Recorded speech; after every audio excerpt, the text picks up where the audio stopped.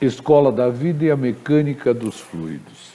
Os alicerces construídos pela mecânica dos fluidos são os que possibilitam a compreensão de muitas aplicações da engenharia. Poderíamos considerar as seguintes aplicações: escoamento em canais e condutos forçados ou livres, seleção de bombas hidráulicas, dimensionamento de instalações hidráulicas, lubrificação, esforço nas paredes de reservatórios e barragens, projetos de pontes e embarcações, dimensionamento de ventilação, estudos aerodinâmicos e muitos outros.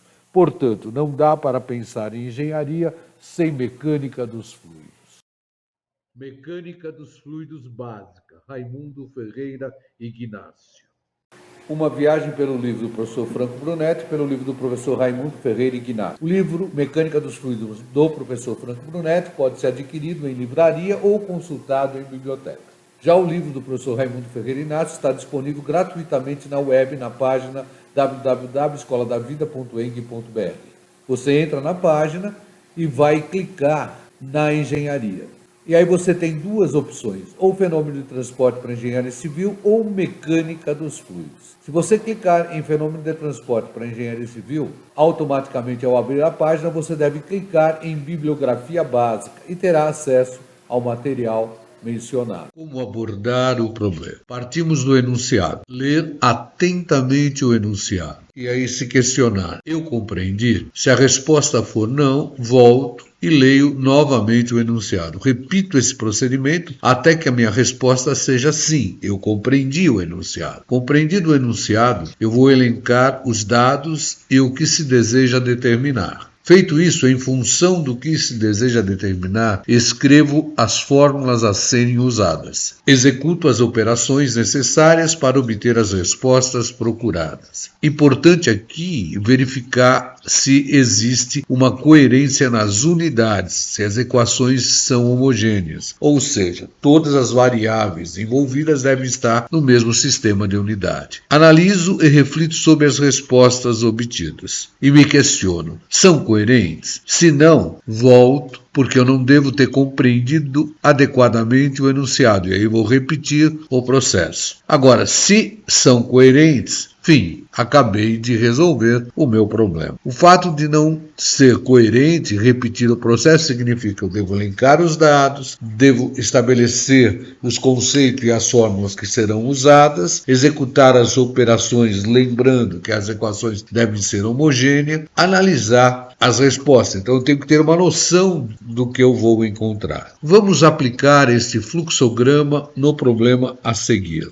A instalação de bombeamento, representada a seguir, transporta água, massa específica igual a 995 quilos por metro cúbico, com uma vazão de 5 litros por segundo.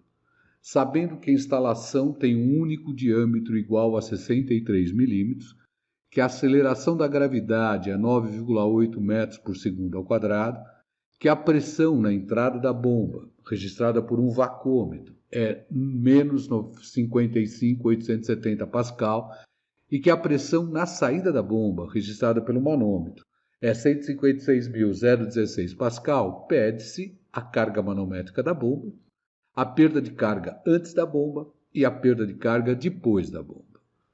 Dado: cota de entradas E praticamente igual à cota de saídas da bomba, ZS. Portanto, o tamanho da bomba é desprezível em relação ao tamanho da instalação. Outra coisa que devemos observar é que quando a bomba é instalada acima do nível de captação, e esse nível está aberto à pressão atmosférica, para que o fluido seja transportado até a bomba, na sua entrada eu terei uma pressão menor que a pressão atmosférica, já que essa que vai empurrar o fluido até ela.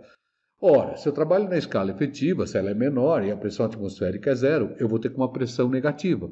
Daí a necessidade do vacômetro ou de um manovacômetro para poder ler essa pressão. Já na saída, para o fluido poder ser elevado, eu vou ter que ter uma pressão maior que a pressão atmosférica. Maior que a pressão atmosférica significa que se eu trabalho na escala efetiva e o manômetro trabalha na escala efetiva, eu tenho uma pressão que tem que ser registrada por um manômetro. Ah, legal. Que tipo de instalação é essa?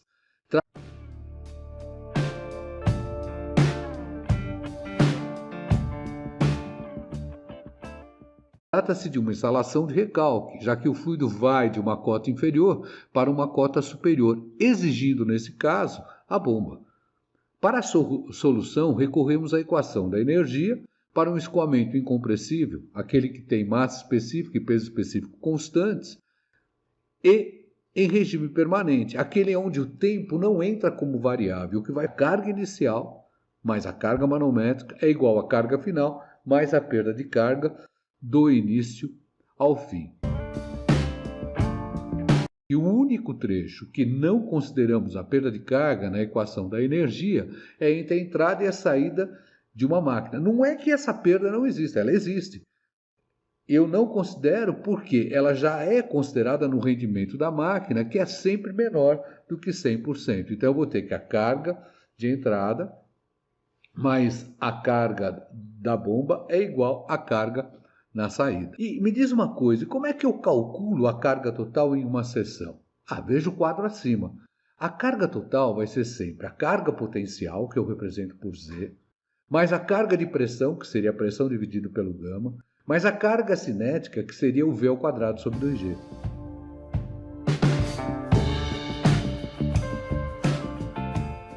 Mas qual o trecho mesmo que eu vou considerar para poder começar a resolver o problema? Olha.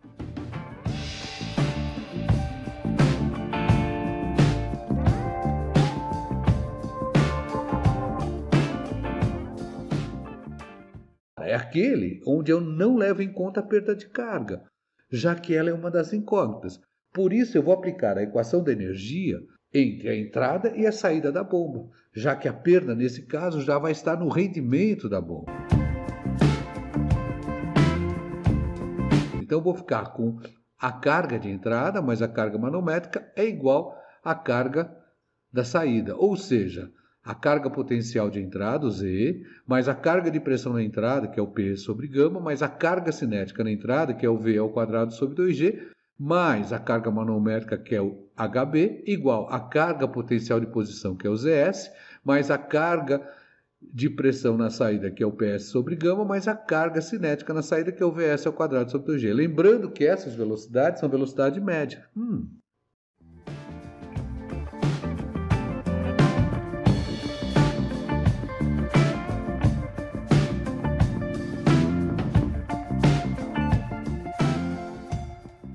E eu conheço as velocidades. Bom, é só lembrar da famosa, o alemão que vá. Lembra? Só que eu vou sempre com a velocidade média. Vazão é velocidade média vezes a área. E neste caso, como o diâmetro é constante, a área será constante. E aí a velocidade de entrada será igual à velocidade de saída. Além disso, nós também sabemos, pelo dado do problema, que o Z de entrada é igual ao Z de saída. Dessa forma, resulta que a pressão de entrada sobre gama mais a carga manométrica é igual à pressão de saída sobre gama. Temos como os dados que a pressão de entrada é menos 55.870 Pascal, pressão de saída é 156.016 Pascal, aceleração da gravidade 9,8 metros por segundo ao quadrado, massa específica 995 kg por metro cúbico. Portanto, calculamos o HB, já que o peso específico vai ser sempre a massa específica vezes a aceleração da gravidade. Então, nós teríamos na equação da energia aplicada entre a entrada e a saída da bomba, menos 55.870 sobre 995 vezes 9,8, que é o gama, mais a carga manométrica, igual a 156.016 sobre 995 vezes 9,8. Daí a nossa única incógnita é a carga manométrica da bomba. Vou tirar que a carga manométrica da bomba, o nosso HB, é aproximadamente 21,73 metros. Entendi. Agora só faltam as perdas. E como eu vou determinar? É aplicar a equação da energia nos trechos que existem as perdas procuradas. Portanto, do nível de captação à entrada da bomba e da saída da bomba até a seção final. O que vai resultar? Carga inicial igual a carga na entrada, mais a perda de carga antes da bomba, HPAB. E a outra equação ficaria carga total na saída da bomba, igual a carga total na seção final, mais a perda de carga depois da bomba. Para definir essas cargas, eu vou ter que adotar um PHR, ou seja, um plano horizontal de referência. Vamos, por exemplo, adotá-lo no nível de captação. Então, eu teria aqui a nossa instalação, o PHR no nível de captação, e eu teria que a perda de carga seria da válvula até a entrada. Porém, a minha seção inicial é sempre em relação ao nível, já que eu vou conhecer o Z, a pressão e a velocidade. Eu teria Z inicial mais a pressão inicial sobre gama, mais a velocidade inicial ao quadrado sobre 2G, igual a Z na entrada, mais a pressão na entrada sobre gama, mais velocidade na entrada ao quadrado sobre 2G, mais a perda de carga antes da bomba. Como eu adotei o PHR no nível de captação, o meu Z inicial é zero. A pressão que age nesse nível é a pressão atmosférica, como eu trabalho na escala efetiva, também vai ser zero. E a velocidade também é zero, porque é condição de regime permanente o nível permanecer constante. Então eu ficaria com 0 mais 0 mais 0 igual a cota da entrada, que no caso é 5 metros, mais a pressão de entrada, que é menos 55.870 sobre 9.751, mais a velocidade de entrada ao quadrado sobre 2G, 2 vezes 9,8, mais a perda de carga antes da bomba.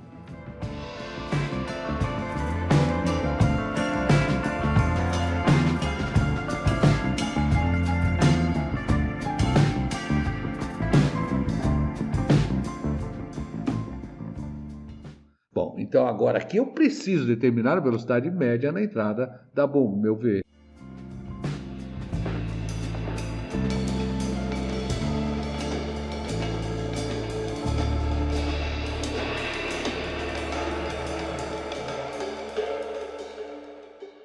Sim, é só lembrar, vazão é velocidade média vezes a área. Lembrando que a vazão foi dada a 5 litros por segundo e o diâmetro 63 milímetros. Esse diâmetro eu vou considerar como diâmetro interno. Importante, todas as grandezas têm que estar no mesmo sistema. Então, trabalhando no sistema internacional, eu vou pegar os 5 e dividir por 1000, então eu vou ficar com 5, 10 a menos 3, e vou pegar os 63 também e dividir por 1000, que vai dar 0,063. Então, ficaria os 5 vezes 10 a menos 3 igual velocidade média de entrada, e vezes π 0,063 ao quadrado sobre 4, que é a área da seção transversal do conduto. Isso no sistema internacional. Daí eu tiro que a velocidade de entrada é 1,6 metros por segundo.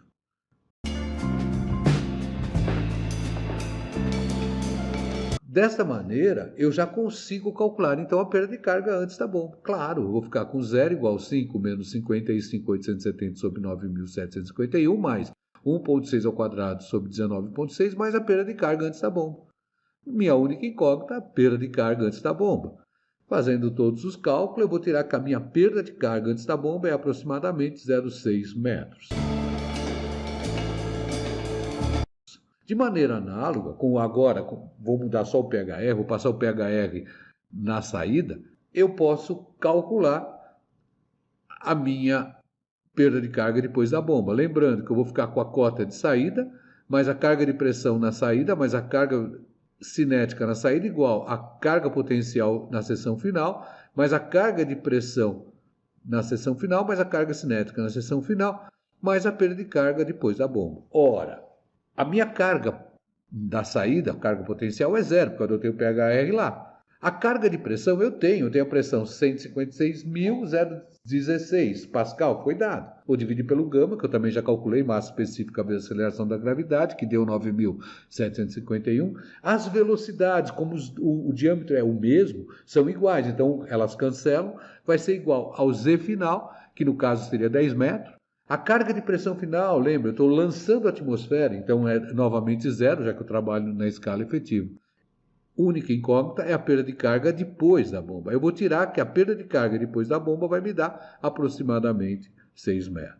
Eu espero que vocês tenham entendido, mas qualquer coisa, entre em contato com raimundo.ignacio@escoladavida.eng.br. Não esqueçam de clicar no joinha e se inscrever no canal. Até o próximo. Vamos aplicar o que estudamos até agora com dados colhidos no laboratório. E aí vocês vão se autoavaliar.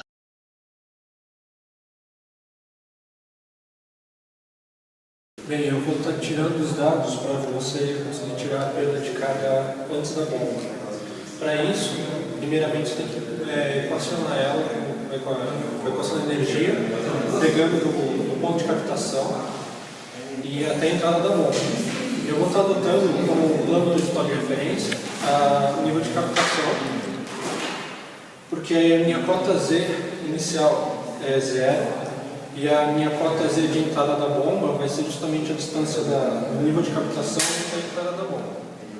Então, eu vou estar medindo aqui.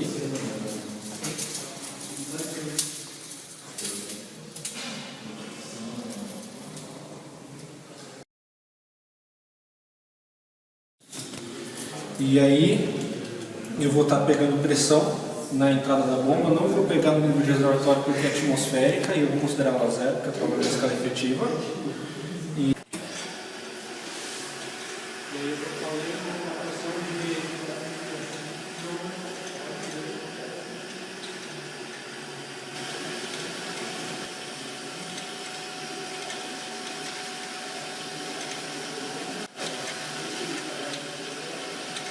menos 170 milímetros de mercúrio.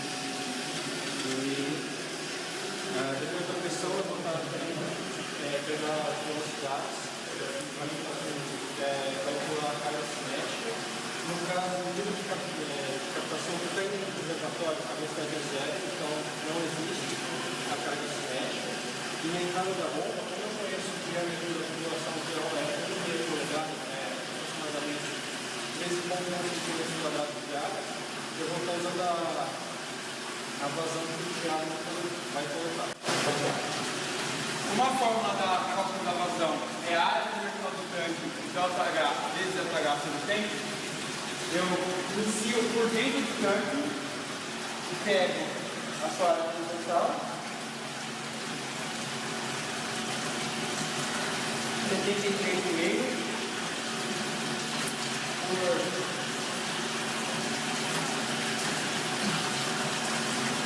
74,5, mais ou menos. Vou pegar o ΔH de 100, fechando as duas válvulas, escolhendo um ponto de início.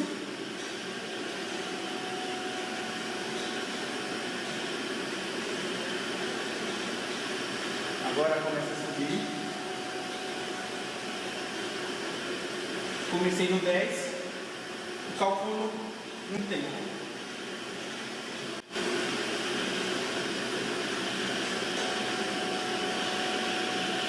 Cheguei no 110, assim eu consigo calcular a vazão que está passando por toda a população. Para medir a pressão, eu tenho que pegar a diferença entre o meio de uma nova e totalmente da tubulação.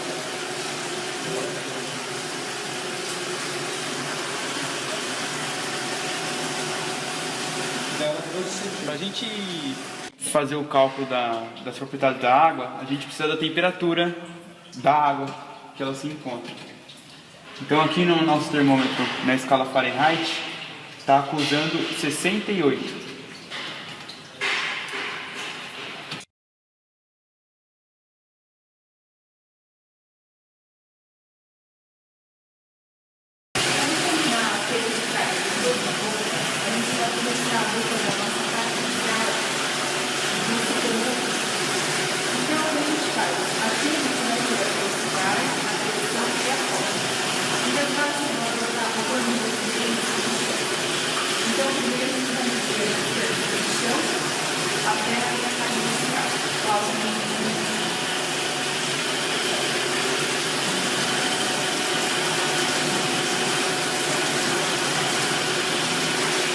Deu 102 centímetros e meio.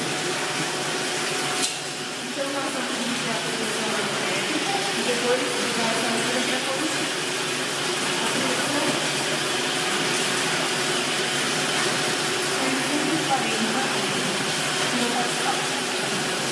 E a velocidade vai achar a sua vazão e o saco vai medir. Uma fórmula da cálculo da vazão é a área molecular do tanque, ΔH vezes ΔH sobre o tempo. Eu inicio por dentro do tanque e pego a sua área transversal, 73,5 por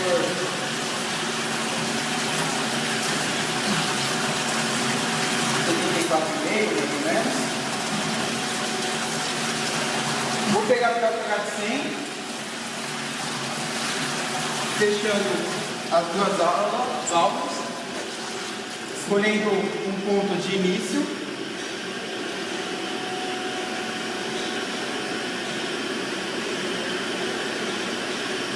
Agora começa a subir. Comecei no 10, calculo um tempo.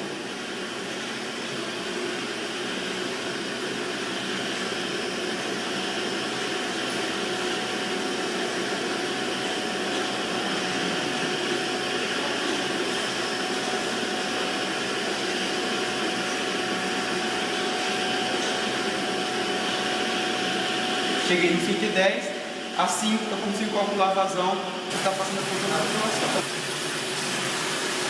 Agora, a carga final, a gente vai achar a saída da tubulação. Então, a gente tem aqui três importantes, a gente tem a nossa saída de tubulação.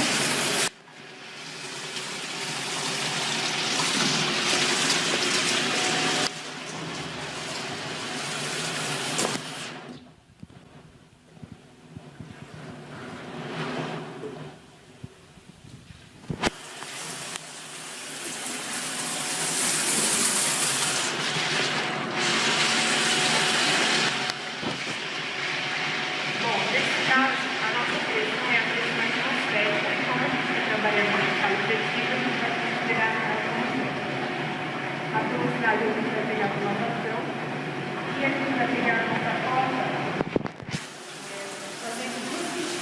Primeiro a gente vai medir a distância do chão até o centro da tubulação, até o eixo da tubulação.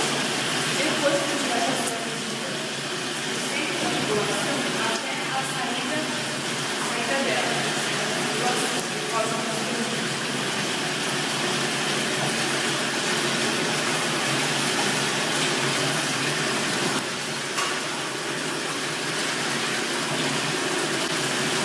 Eram 207 centímetros.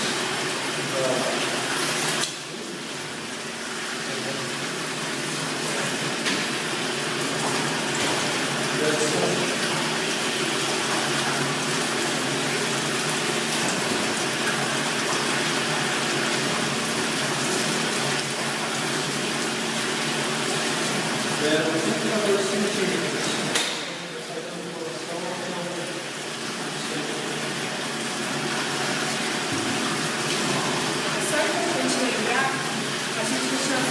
Calculando a vazão.